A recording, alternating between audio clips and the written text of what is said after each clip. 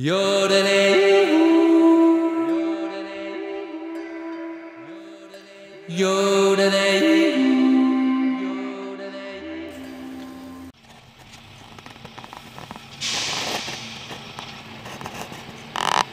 guessing they never fixed their flooding basement problem, and now they have to do something about it. It's a big trash container. We call a roll-off, because it will roll off once he dumps it onto the driveway.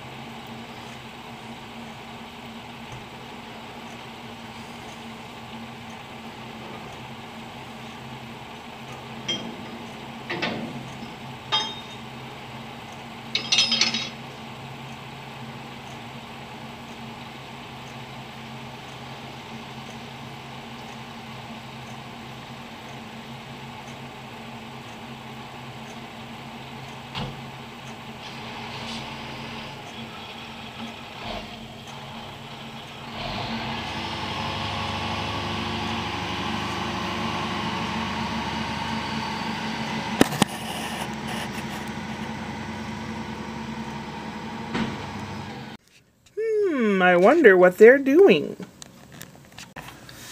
I'm not normally that person that looks out going, Abner, look over there, look what's happening, gossip, gossip, gossip. No, I'm not like that.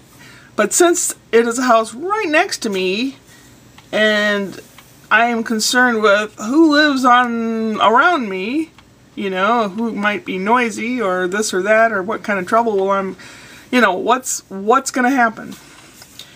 So I went out for my mail, happened to talk to the guy on the way out there. So it looks like they got you busy. He goes, yeah, the basement flooded. And I thought, yeah, I knew it. They have a sump pump down there, but no one plugged it in, apparently. That's what he said. I said, oh, and the company that just bought the house, I thought, oh, who's this? He says, a new company bought the house from the guy that bought the house.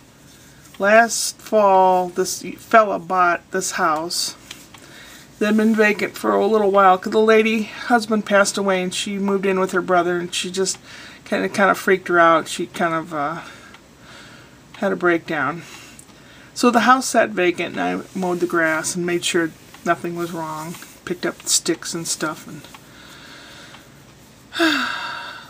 then it was sitting there for a while, and this fella paid her $32,000 for it, and he got rid of all the junk that was in there, sanded and did the floors, put in new appliances, and tiled the bathrooms and the hall floor, and painted the walls.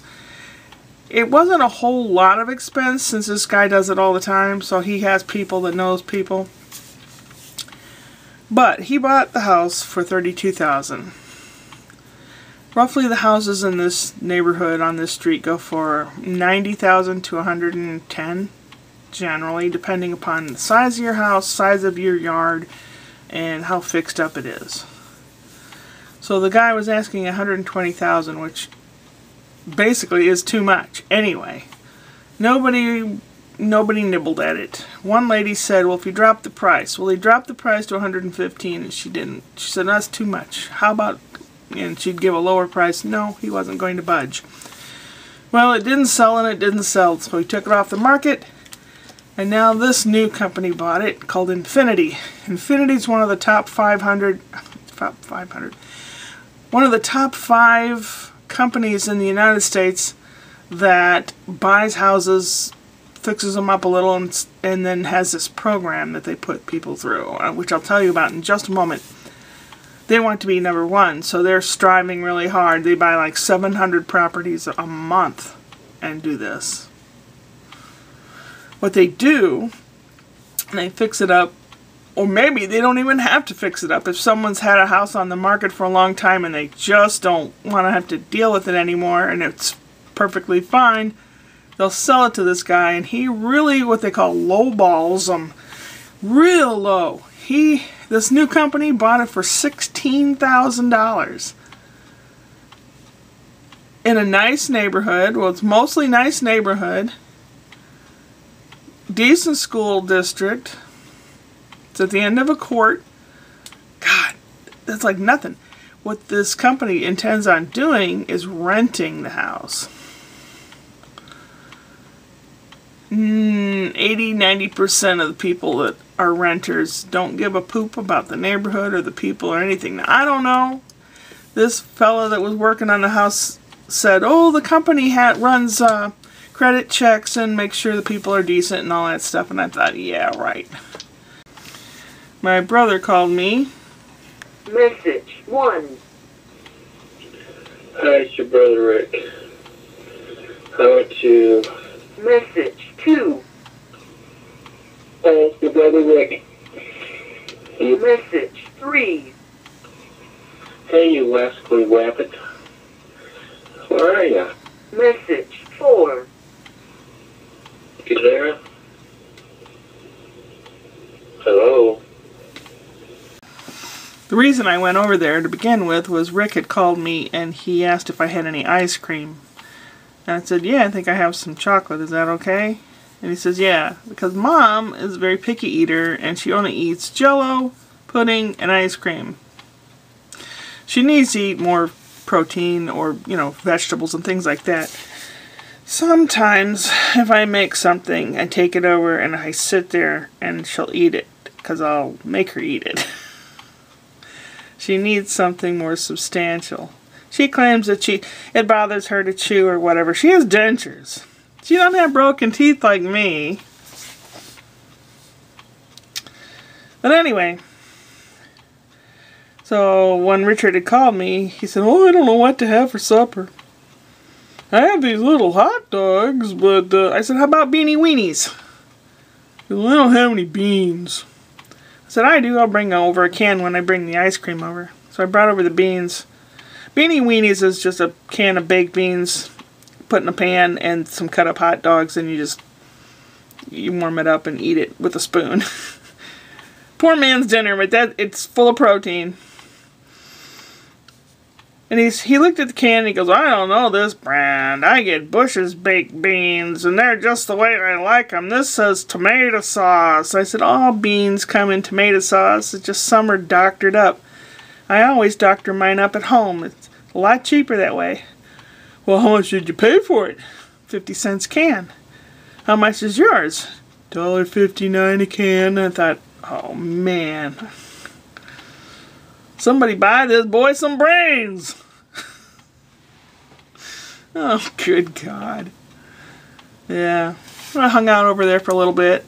Then since I had gone out with the car anyway, it's cold and rainy today, I drove over to Menards and registered for the car again. It's been raining and the headliner of my car is wet and it's dripping down on me inside. The car is dripping.